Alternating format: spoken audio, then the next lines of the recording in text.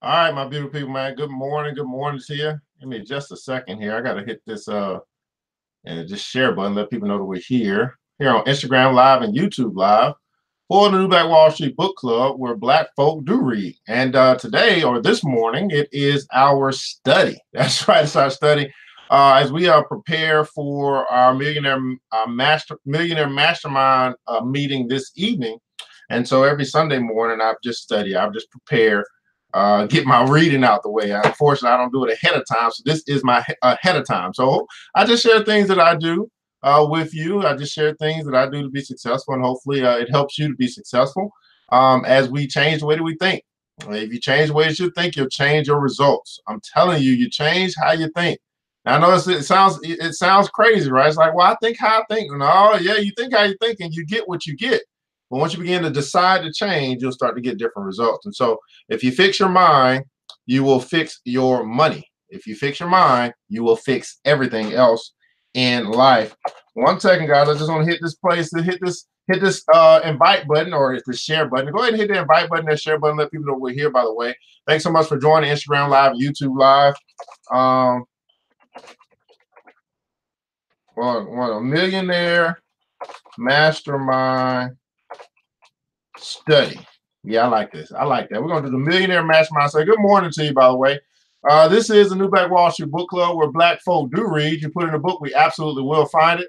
We're gonna get this show right on the road because we're gonna be about here for about 30 minutes to an hour. I'm not quite sure how long because this is a special time. This is a good time to be alive. It's another great day to be alive here on this Sunday. And good morning to you, Mr. Rodney McCarthy. Good morning to you, Eddie Mo 365. Thanks so much for joining. Hey, man, we're going right into this thing this morning. It's time to get this show on the road. New Black Wall Street Book Club, DJ. Hit the music.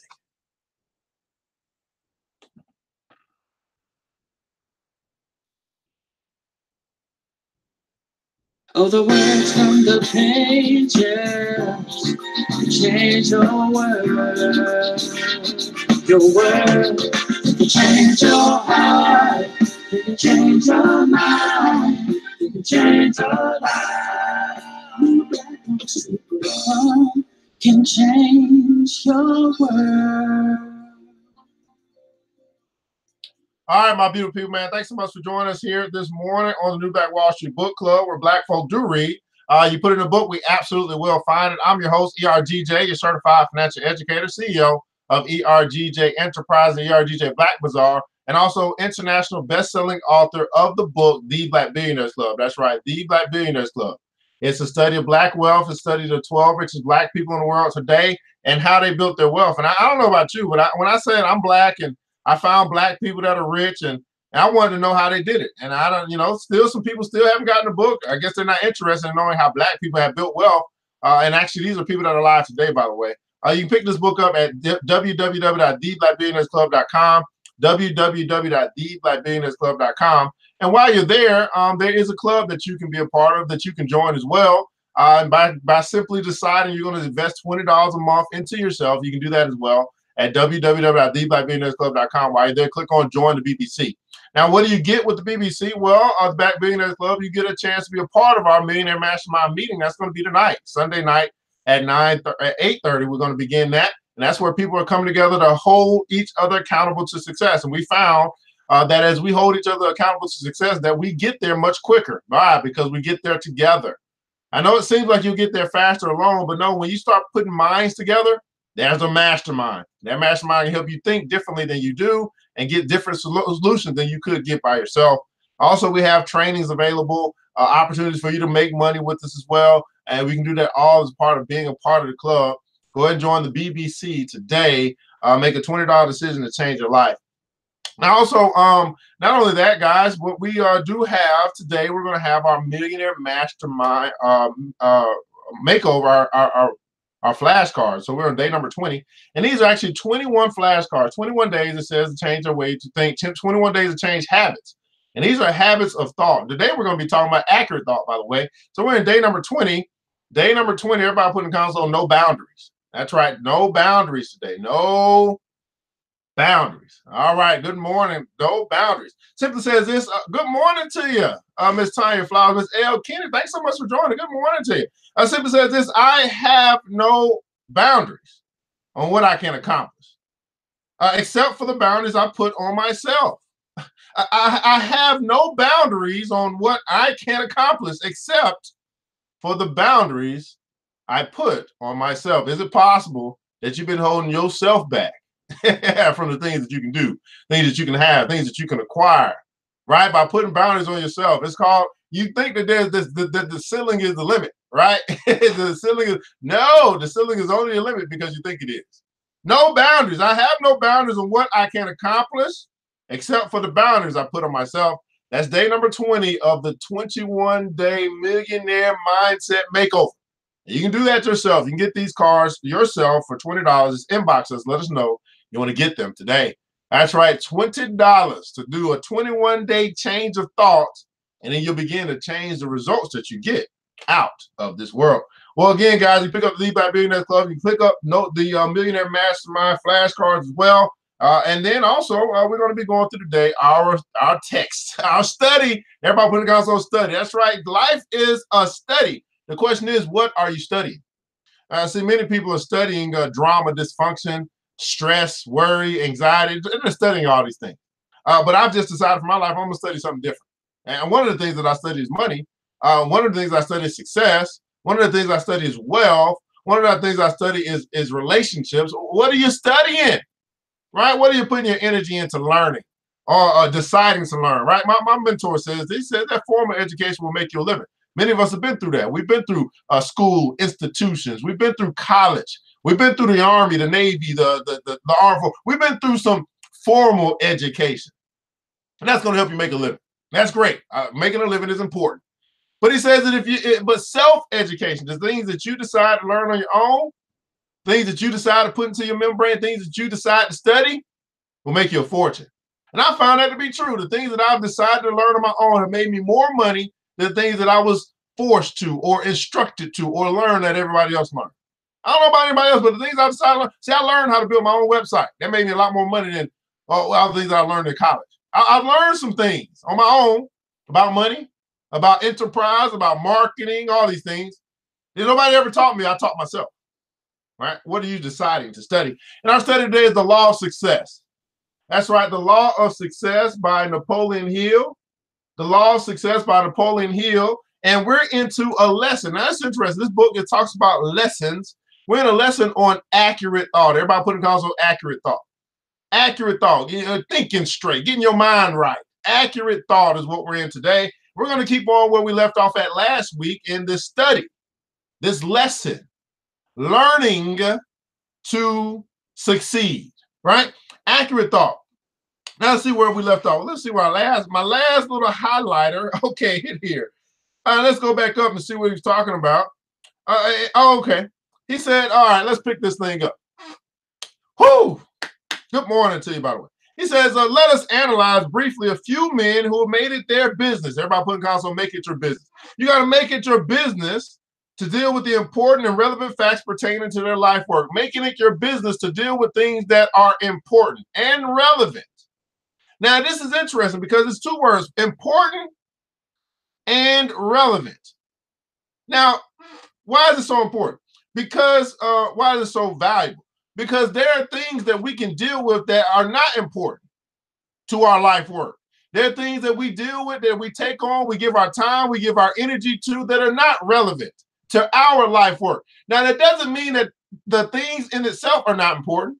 It's just saying that, are they important to the things that you are trying to accomplish? How many guys have wasted time helping or doing something that wasn't important to what it is that you were trying to do, that wasn't relevant to what it is that where you were trying to go? In other words, let's make an example. Let's just say that you are building something. And you can be at your house. You're building something. You got a new craft, a new hobby. You're like, man, I'm going to build this shelf.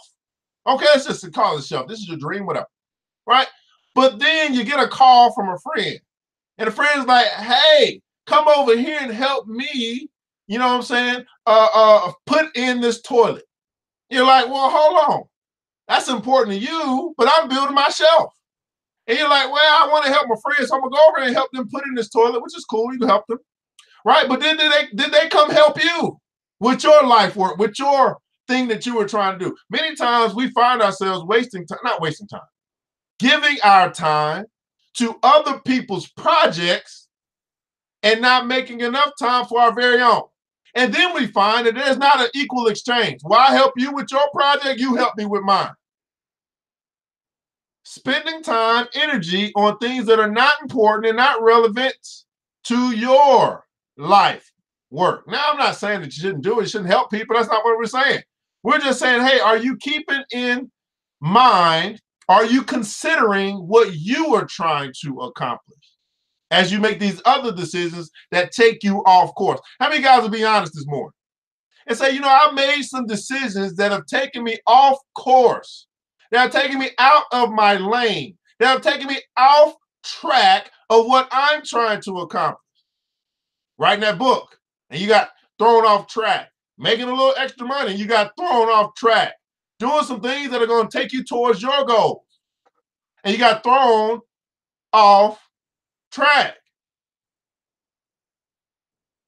If it were not for the facts that this course has been adapted to the practical needs of men and women of the present workday world, we would go back to the great men of the past: Plato, Aristotle, Epictetus, Socrates, Solomon, Moses, and Christ, and direct attention to their habit of dealing with facts.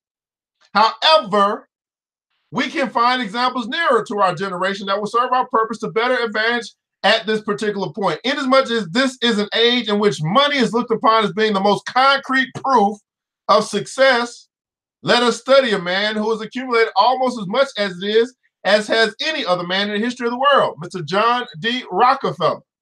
Mr. Rockefeller has one quality that stands out, like a shining star above all of his other qualities. It is the habit of dealing with only the relevant facts pertaining to his life work. The habit of dealing only with the relevant facts. Now, first, this means that you and I, we must first determine what's our life work. What's our big audacious goal? What is it that we want to accomplish or do or have or create? Because you can't, until you determine what it is that you want to accomplish, there is absolutely no way for you to decide. Everybody put it down on decide. Now, what do I mean by decide? When you identify your life work, when you recognize your mission, then it's much easier for you to say no to the things you should say no to and yes to the things you should say yes to. Too many people, because they don't know or they haven't identified, they won't accept whatever their life work is. They say yes to everything or everybody, saying, hey, I just want to help and support. Now, it's different if your life work is to support. But some of you got things to build. You got things to do. But you keep getting thrown off track because you say yes to everybody else's dreams and you say no to your very own. Uh-oh. Where did that come from? Oh, let me say that again for the people in the back. You keep getting thrown off track because you say yes to everybody else's dream and you say no to your very own. As a very young man and a very poor young man at that, Mr. Rockefeller adopted as his definite chief aim the accumulation of great wealth. I think that's a great thing to decide upon. My chief aim is to make a whole bunch of money. Oh Lord. I don't think I've, you know what? I'm gonna just be honest, because this New Black Wall Street Book Club, a lot of black folk watching this morning. I don't know too many black folk in my life that I've ever come across who said my goal is to make a whole bunch of money. I haven't heard that. I just have not. Has anybody else heard that from black people who said my goal is to make a whole bunch of money? I haven't heard that. I really have not heard that. Not that we don't want it. I'm just saying I've never heard of it. You know what? What's your goal today? My goal is to make a whole bunch of money. My goal is to accumulate great wealth. My goal is to leave an inheritance to my children's children. I haven't heard that too often. I just have not heard. Oh, Lord, maybe something wrong. Well, Mr. Rockefeller, his goal, his chief aim was the accumulation of great wealth. It's not my purpose, nor is it any particular advantage to enter to Mr. Rockefeller's method of accumulating his fortune or than to observe that his most pronounced quality was that of insisting on facts as the basis of his business philosophy. Some there are who say that Mr. Rockefeller was not always fair with his competitors. That may or may not be true. As accurate things, we will leave the point undisturbed. But no one, not even his competitors, ever accused Mr. Rockefeller of forming snap judgments or of underestimating the strength of his competitors. He not only recognized facts that affected his business wherever and whenever he found them, but he made it his business to search for them until he was sure he had found them. Thomas A. Edison is another example of a man who has attained to greatness through the organization, the classification, and the use of relevant facts. Not just thoughts, relevant facts. What's going on, Pretty Steve, man? Thanks so much for joining. Say good morning. I'm just sneaking into class. I'm bringing you an apple to make up for being late. No problem, bro. Help me get my mind right so I can be programmed to being a billionaire. Absolutely, bro. That's what we're here to do. Help each other. Thanks so much for joining. Being here is important. It's a Sunday. You could have been anywhere else, but you decided to be here this morning. That says a lot, brother. You are unusual. You're not usual. Usual people still sleep. Usual people is hitting the snooze button. You are unusual. And it takes you. Tell you want to make unusual type of money, you do unusual type of things. You become an unusual type of person, right? So Mr. Edison works with natural laws as his chief aids. Therefore, he must be sure of his facts before he can harness those laws. Now, I think that I didn't share this in the public realm, but there was just just this kind of situation that taking place over the past couple of days. And as I was talking to these individuals, I started asking things that were like, hey, before you made this decision, did you look at the facts? Did you look at the relevant facts? Did you look at the important facts? Did you consider the facts? And the fact was, I like to call it, they were getting hustled. I've been hustled before. I've been hustled a lot in my life, right? And you know where we know where the hustle typically comes? I'm gonna tell you where the hustle typically comes. The hustle, or you and I getting hustled, typically comes from our emotional state. Think about it. Like someone pulled on your heartstrings. They made you feel like you were important. They did all this stuff to make you feel a certain way, and because you felt good, you said yes. Think about it. In your mind, you was like, nah, that's not a good idea. In your mind, you're like, no, I can't help you this time. In your mind, you were saying no. But in your feelings, you were saying, why not?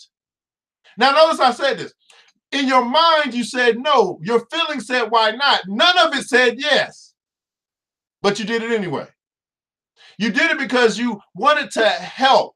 You did it because you felt a certain way, but your feelings didn't tell you yes, your mind didn't tell you yes, but you still said yes, or you still did it anyway. And then you found out at the end of the day, you were getting hustled, taken advantage of. Now, here's the interesting thing. When we get hustled or we get taken advantage of, the first thing we think about is how could they do this? Why would they do me like? We feel hurt. How many feel hurt? Right? You feel hurt. You felt taken advantage. You felt hurt. You might have got angry. You might have been upset. I don't know. You felt a certain way about that particular person. Here's what I'll tell you this morning, though. This morning, what I'll tell you, when you got hustled, when you got taken advantage of, was it not you who put yourself in that situation? Why would you be more upset at somebody else and not as upset at yourself? You had a decision. It's called free will, is it not? The same free will the guy's giving us to follow him or not follow him. Same free will. He said, hey, you can choose this, you can choose not to. Same free will.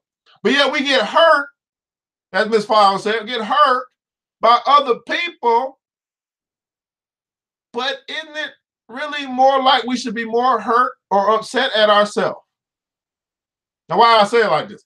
Because if you cast the blame on the right person, then you can fix it. Blame isn't on the other people, right? They proposed something. You said yes or no. You said yes, and then you got yourself into a situation, and then you didn't like the results. So if we cast the blame on the right person, the person in the mirror, That's the person we can fix. That's the person we can change. That's the person we can make sure we don't put ourselves in that same situation again. That's where we can learn. But when we cast the blame on the wrong person, the wrong people, we feel some type of way about them, but don't feel some type of way about ourselves. Well, that's called the blame game. You can't fix the blame game. Why? Because you can't fix other people. You can't change other people. But you know who you can change? You can change yourself. You know whose mind you can change? You can change your own mind.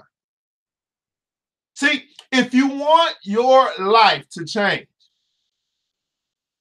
you must change. It's really just that simple.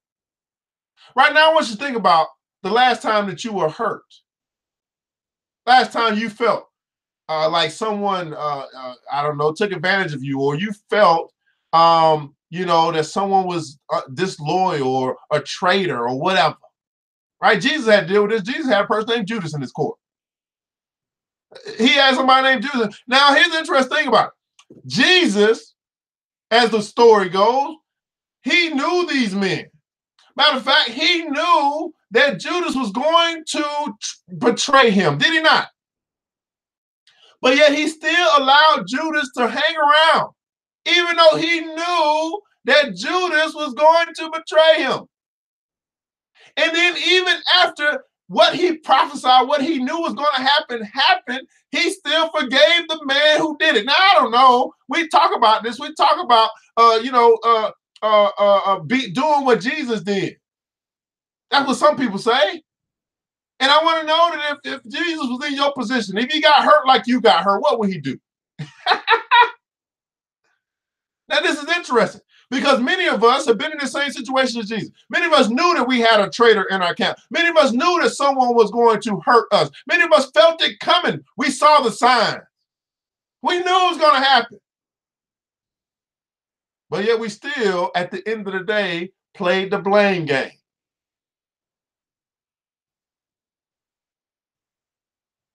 How odd is that? Is there something we can learn from this great teacher that's walked this earth? You knew it was going to happen. You suspected it was going to happen. You knew it was going to happen. It happened as you suspected, and you still got upset. How do you get upset at what you know is going to happen? Think about that for a second. I got pissed at something that I knew was going to happen. I got upset at what I knew was going to take place. Thank you so much. Your intuition told you for months that this person was no good, but you still kept hanging out with him. You still kept coming around. You still kept thinking that, man, they're going to change. They got potential. One day they're going to change. Yeah, they are. One day. How do we get into this? Why are we? Oh, Lord. That's what I like reading. This is love reading, taking places. Takes the places. Right? Ms. Arnson works with the natural laws as chief aide. Therefore, he must be sure of his facts before he can harness those laws. Every time you press a button and switch on an electric light, remember that it was Mr. Edison's capacity for organizing relevant facts which made this possible. Jesus was no punk. Jesus wasn't weak. Judas killed. Yes. Think about that. I like what you just said. Judas killed himself. Judas took his own life. Why? Because of guilt. Right? He was guilty. He was guilty. He wasn't guilty by the world. He felt a level of guilt in himself, and he took his own life. Jesus didn't have to kill him. Now let's get this word kill. In other words, some of us have been hurt, which we all have. But are we a punk? Are we weak? Are we trying to kill other people? When I say kill, I'm talking about, are you trying to get revenge? Are you killing them with your words? Are you talking bad about them to everybody you meet? You're having these conversations, killing other people who may have hurt you, or you hurt yourself by putting yourself in a situation to get hurt. Well, then maybe you're a punk. Maybe you're weak.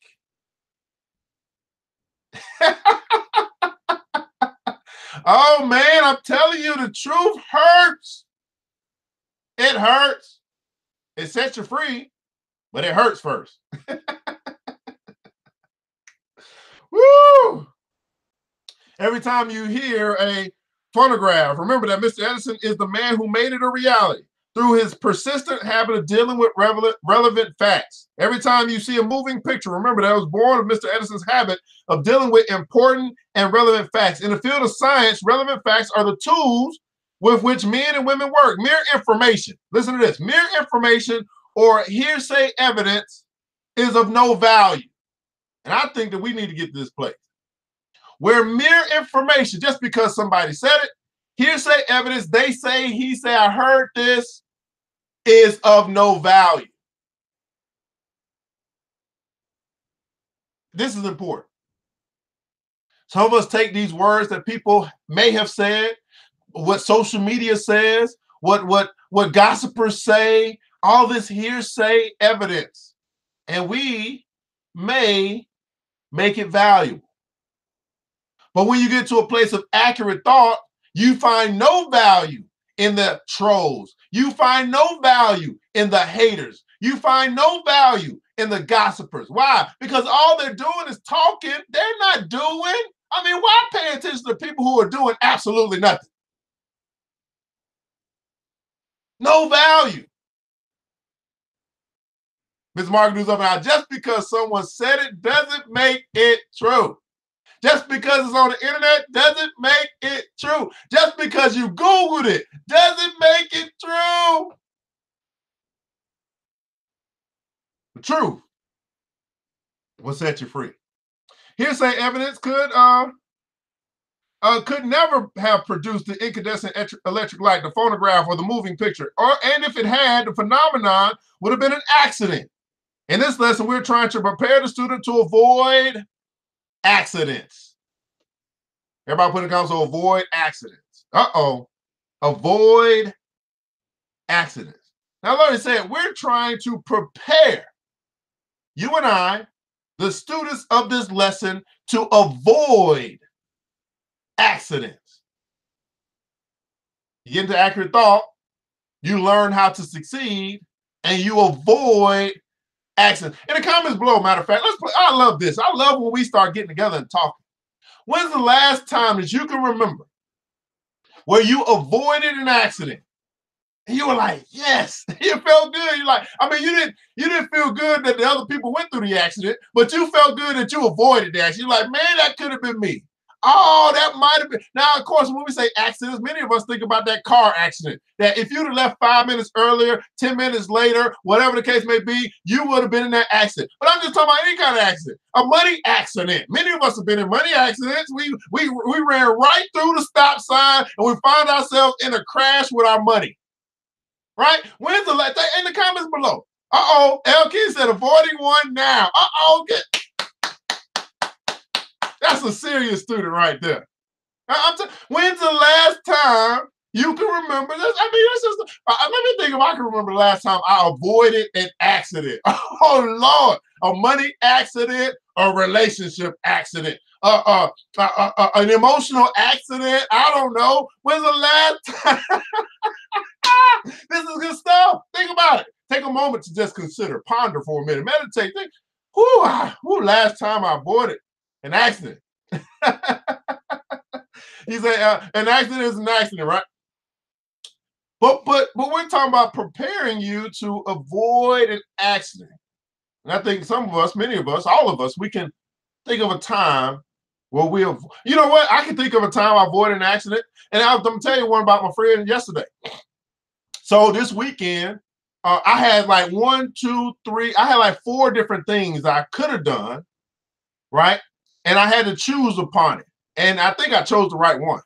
And it helped me avoid some accidents. Avoid spending money where I wasn't going to make much money. That was to me, that's an accident. Make the right, I'm here. And my friend who went to one of the events that I was thinking about going to, when I talked to him this morning, they were like, oh, it was a waste of time. It was the first time doing the event. They paid $150 to do the event. They didn't make no money. Nobody came out. I was like, I avoided an accident. Right?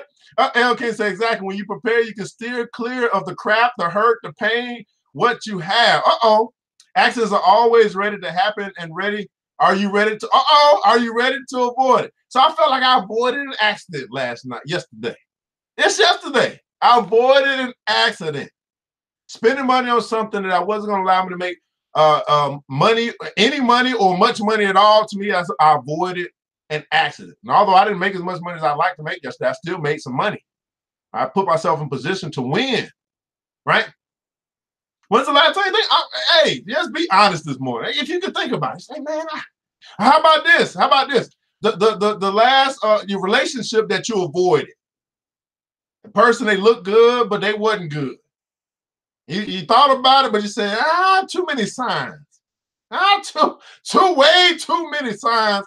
I'm going to avoid this one. I'm going to have to say no.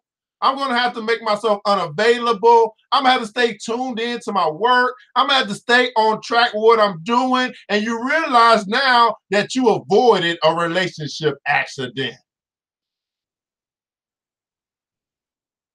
You avoided hanging out with the wrong person.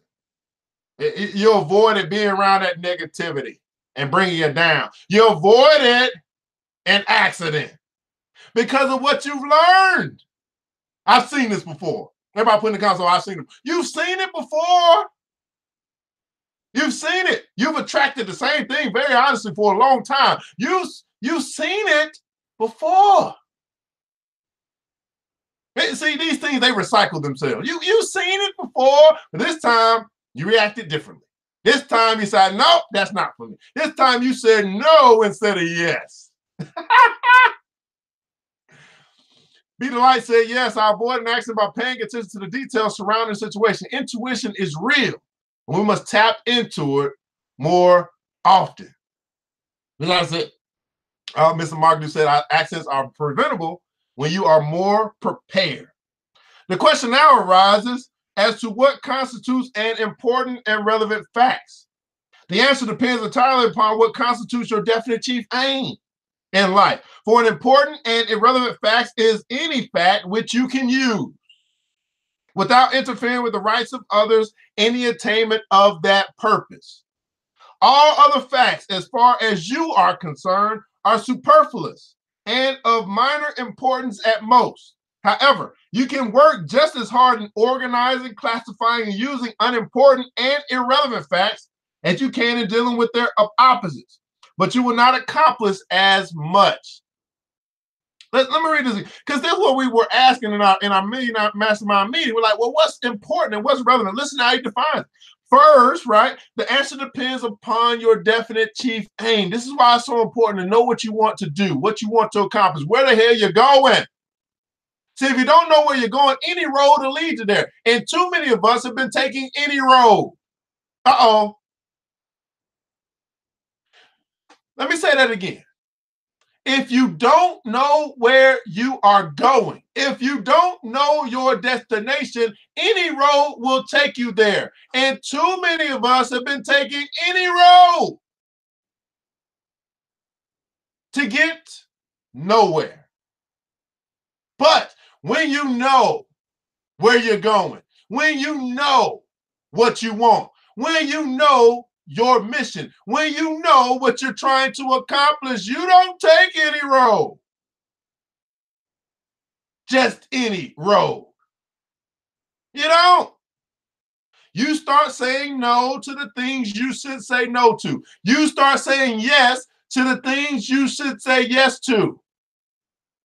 You start avoiding accidents. I hope you got that this morning. This is so critical to getting to where you want to get sooner, faster, quicker, more efficiently. Having time to accomplish all your dreams, not just some of your dreams. Having time to build and create all of your goals and not just a few of your goals. Knowing where you want to go, knowing your destination, knowing what you want to accomplish, knowing your mission, understanding your purpose allows you to say no. I want you to try it right now. Everybody put in the comments, so no. I just see something. It's a two-letter word, but it's hard for many of us to say no. No. No. We've had plenty of practice saying yes. That's right, in capital letters. No. Our hearts, right? Our hearts want to say yes to everybody and everything, and we want to be there for everybody else. I'm telling you this morning, until you fix yourself, you can't fix nobody else. And this is particularly for women. I mean, I know men do it as well, but women do it more often, as I've seen in life. That you extend yourself. It's the motherly instinct in you. You give yourself to everybody else. And then you find at 40, 50, 60 years old that you've given yourself none of that energy. Now you've given your dreams none of that energy. You've given your goals none of that energy. And then what we do this thing, it's called justify. Oh, I didn't build my dreams because I was helping other people build theirs. I didn't accomplish my goals because I was helping other people accomplish theirs. I didn't do what I was called to do on this earth because I was helping other people accomplish what they were accomplished to do here on this earth. God, I didn't do what you told me to do because other people were more important than the mission you gave me.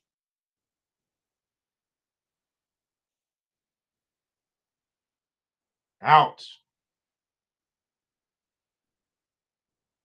Here's my question. When are your goals going to become a priority?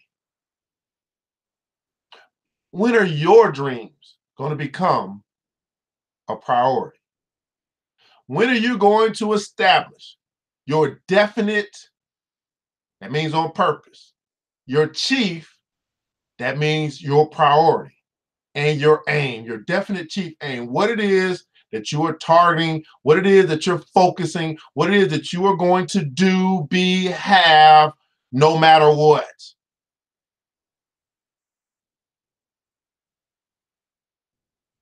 Line of sight. That's right, T-Flow. The T-Flow here, T-Flow, she's in the army. She line of sight. You can't hit the enemy if you can't see him. Can't shoot him down if you can't see him. Is it possible that your goal, your dream is out of sight? It's out of mind. Can't see it. Therefore, you can't focus. You can't aim at it in order to hit it. Whew. Whew. So again, guys, New Black Wall Street Book Club, we're going through our study, The Law of Success. The Law of Success. That's right. El Kenny, she in the military too, right? You got some military experience. Y'all didn't know I knew some military stuff, huh? Yeah, I ain't been there, but I got a little few words. The Master Wealth Business Complete Original Lesson Plan for Achieving Your Dreams. We're going through Accurate Thought. Let's keep going. Got a little bit of time on this Sunday morning. That's right. Most people ain't got to work. Some people do. Up to this point, we have been discussing only one factor of accurate thought, that which is based upon deductive reasoning. Perhaps at this point, this is the point at which one of the students of this course will have to think along the lines with which they are not familiar. For we come now to the discussion of thought, which does much more than gather, organize, and combine facts. Let's call this creative thought. So first we talked about accurate, getting the facts. Now we're talking about creative. Everybody put it down on create. Now we're getting into creative thought. That you may understand why it's called creative thought is necessary briefly to study the process of evolution through which the thinking man has been created. Thinking man has been a long time on the road of evolution, and he has traveled a very long way. In the words of Judge T. Trower in the Bible Mystery and Bible Meaning, perfected man is the apex of the evolutionary pyramid, and this by a necessary sequence. let us trace thinking man through the 5 evolutionary steps through which we believe he has traveled, beginning with the very lowest, namely, 5 periods. We'll stop after this. Number 1, the mineral period. Here we find life in its lowest form, lying motionless and inert, a mass of mineral substances with no power to move. The mineral period. I don't know. I think he's saying, I don't know where he's going with this, but it's about, have we seen some people in this mineral period of thoughts? No power to move, motionless. The walking or the lying there, they're not even walking, they're just lying there. They're alive, but they're lying there. Then comes the vegetable period. Here we find life in a more active form with intelligence sufficient to gather food, to grow and reproduce, but still unable to move from its fixed moorings. This seems like it's somebody just has a job. They got the job in order to get the food they want to eat, to the necessities out of life. They're not really living in abundance, but they're in a vegetable period, possibly. I don't know what he's saying, but I'm just trying to gather some stuff today. Next comes the animal period. Mineral, vegetable, animal period. Here we find life is in a still higher and more intelligent form with the ability to move from place to place. Mineral period, not moving at all. Vegetable period, getting just enough to eat, to move, right? Animal period, now they're moving from place to place. Then comes the human or thinking man period, where we find life in its highest known form, the highest because man can think. Man can think. Now, listen to this. He didn't say that man does think. He said that man can think. Now, I know a whole bunch of people that can think, but don't think. Don't take the time to think. They'll say vibrations. Oh, we talk about vibrations. Oh, we talk about chakras and stuff. I don't know. Because man can think. And because thought is the highest known form of organized energy. I like that word, organized energy. You ever thought about it like that? That your thinking process is a process of organizing energy? Ooh, these are some thoughts here. These are some words. In the realm of thought, man knows no limitation. He can send his thought to the stars with the quickness of a flash of lightning. He can gather facts and assemble them in view of varying combinations. He can create hypotheses and translate them into physical reality through thought. He can reason both inductively and deductively. Organized energy. And in the 5th stage, what they say, then comes the spiritual period. On this plane, the lower forms of life described in the previous mentioned 4 periods converge and become infinitude in nature. At this point, thinking man has unfolded, expanded, and grown until he has projected his thinking ability into infinite intelligence. Everybody put in the console, infinite. Infinite intelligence. As yet, thinking man is but an infant in this 5th period, for he has not learned how to appropriate to his own use this infinite intelligence called spirit. Moreover, with a few rare exceptions, man has not yet recognized thought as the connecting link, which gives him access to the power of infinite intelligence. These exceptions have been such men as Moses and Solomon, Christ, Plato, Aristotle, Socrates, Confucius, and a comparatively small number of others of their type. Since their time, we have had many who partly uncovered this great truth, yet the truth itself is as available now as it was then. This gonna make me think. I mean, this gonna have me spirit. Now, this is the mineral period, motionless, inert, the vegetable period, moving just to get enough. The animal period, going from place to place. Now you got a lot of activity that's taking place. The thinking man period. And then the spiritual period. Woo! To make use of creative thought, one must work very largely on faith. To make use of creative thought, one must work very largely on faith. How does one occur? I'm gonna answer that question for you, which is the chief reason why more of us do not indulge in this sort of thought. The most ignorant of the race can think in terms of deductive reasoning in connection with matters of a purely physical and material nature. But to go a step higher and think in terms of infinite intelligence is another question. The average man is totally at sea at the moment, at sea the moment he gets beyond that which he can comprehend, with the aid of his 5 physical senses of seeing, hearing, feeling, smelling, and touching. Infinite intelligence works through none of these agencies, and we cannot evoke its aid through any of them. How then can one appropriate the power of infinite intelligence is but a natural question. And we'll stop there. That's right. We're going to pick this up. How? Right here. We're going to pick this up next week. How can one appropriate the power of infinite intelligence? Now, we got a question here. How does one uncover their passion? Now, you know, I normally don't do this. This is normally something you got to pay me to do because this is one of the life questions, right? And many people are trying to find out. I would say this. Whenever I'm helping someone to uncover their passion, I first go back to where they started, when they first had a desire to make a difference, make an impact, and in what way.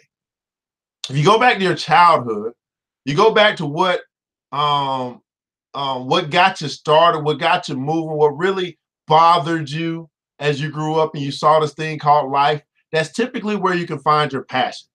So, for example, for me, it still bothers me to this day. And that's to see people homeless, to see people begging on the streets, bothers me. I mean, it bothers the crap out of me, right? To see people having to beg on the streets for money, and I'm gonna call it homeless, but it's really not just the homeless. If I see children out there begging on the streets, almost about to be getting hit by cars, it bothers me. Why do we have to have, it bothers me, right? But this goes back to when I was younger, to see people not have the money that they should have, could have, whatever, in order to live a menial or a life that is a worthy life. I don't know the word I'm looking for, right? But for you, you know, and many of us, here's the interesting thing. When I say go back, because when you go back to your childhood, there are some things that bothered you. They said, man, if I could do something about this at some point in time in my life, I would really feel like I have a significant life. That I've lived a life of meaning. Everybody put a life of meaning. I'm telling you, it typically goes back to your childhood. Now, here's the issue. At this point in time in our life, no matter how old you are, 20, 30, 40, 50, here's the hardest things to think about for most people in a positive light. It's hard for them to think about the future. Let's just say 10 years from now, it's hard for people to think about the future, where they want to be 10 years from now. And it's also hard for people to think about where they were 10 years ago. They normally get stuck in that 2 to 3 year period. It's not far enough back. They're not going back far enough. And let me say it again. It's hard for people to just, now let me say, why is it hard? It's really easy, but it's hard. It's difficult, but it's easy. Why do I say that? Well, it's easy when you get to a space where you're going to take time to think every day. And you ask the question, man, how far have I come? Everybody put this console. How far have I come in 10 years? And then you ask this question, where do I want to be in 10 years? Most people simply won't take a decade of thinking to jot it down. Man, this is where I was 10 years ago. This is where I wanted to be in 10 years. This is where I am. Oh, man, I made progress. Oh, I'm not where I want to be, but thank God I'm not where I used to be. I made progress. Now, some of us, if we think back 10 years ago, we'll realize we're in the exact same position. And that's not a good feeling. To know that you made no progress in life I'm in the exact same position I was 10 years ago. I'm making the exact same money I was making 10 years ago. I got the exact same savings that I had 10 years ago. See, when I did this, I was pissed. I said, man, I'm 25 years old. I got $500 in the bank. I've been working for 10 years. I got mad at myself. I wanted to do something about it. And then when I realized I could do something about it for myself, I wanted to do something about it for other people. Now, I know we're talking about your passions, but typically your passions are fueled from what you are angry about, what you don't like, what you want to change, how you want to make this world a better place. How far have you come? Where were you? And where do you want to be? What difference do you want to make? That's another good question. What difference do you want to make in this world in the next 10 years? Matter of fact, I want you to not only just write that question, I want you to answer that question in the comments below.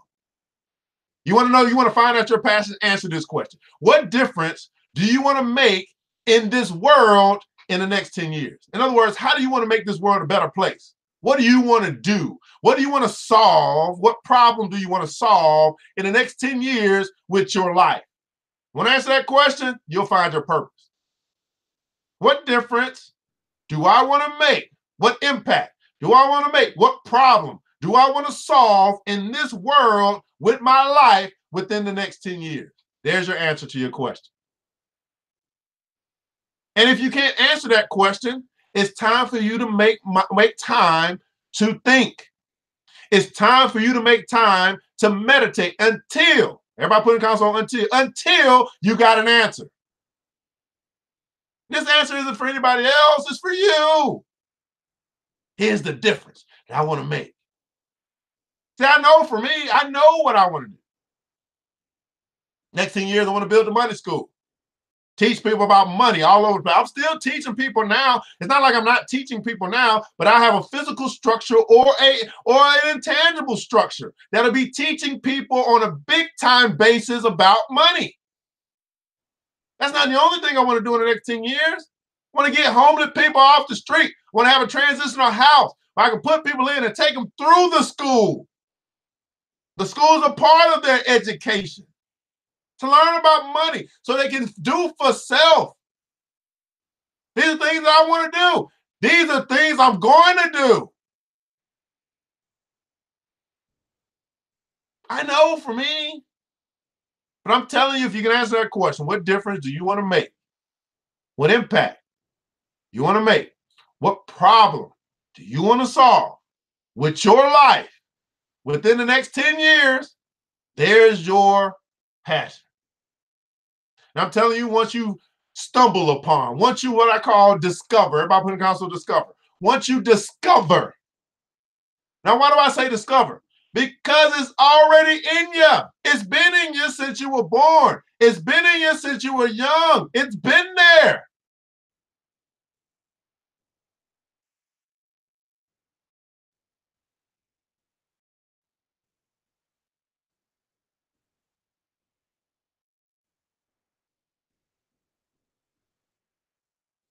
Discover. Catch up on these comments, man. Whoo, Lord. Why they giving away this free coaching, man? That's why I see that one-on-one coaching. That's why I charge a lot, because I get into it. Living life not moving is so sad, and most of us are guilty of that. It's frustrating to see everyone moving around you, but you're stuck, unaware that we are the ones holding ourselves back. Man, great comment. Life of meaning. Miss Margaret said, we can go fast, but you can go far with our passion. We can get back on track if we get off track. Absolutely.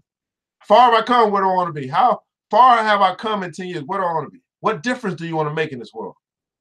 Martin said, not identifying what has gotten you where you are and quantifying what you want will leave you lacking until you answer the question. This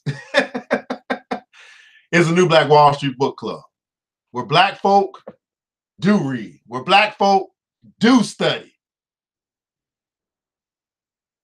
You put in a book, we absolutely will find it. My virtual $1 billion mentor says this, that price is what you pay, but value is what you get.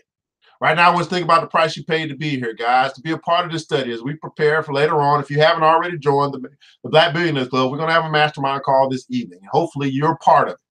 You can join the club by going to www.theblackbillionairesclub.com and simply joining the BBC. But at any rate, as you think about the time that you've been here, because it didn't cost you anything to be a part of this today or this morning or this afternoon or whenever you watch this, right? But it cost you your time, which you can't get back. Right, an hour of your time or 10 minutes of your time, however long you've been here, we understand that your time is valuable. Your time is the most precious asset that you have other than your life.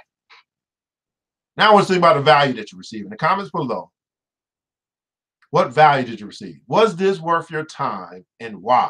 This is an opportunity for you to provide your feedback. This is an opportunity for you to give back to what has been given to you. It's an opportunity for you to practice the law of reciprocity. I'm telling you, once we learn how to do this, how to give from what we have gotten, then we'll never be lacking because we are cheerful givers and we appreciate those things that have been given to us. We have an attitude of gratitude.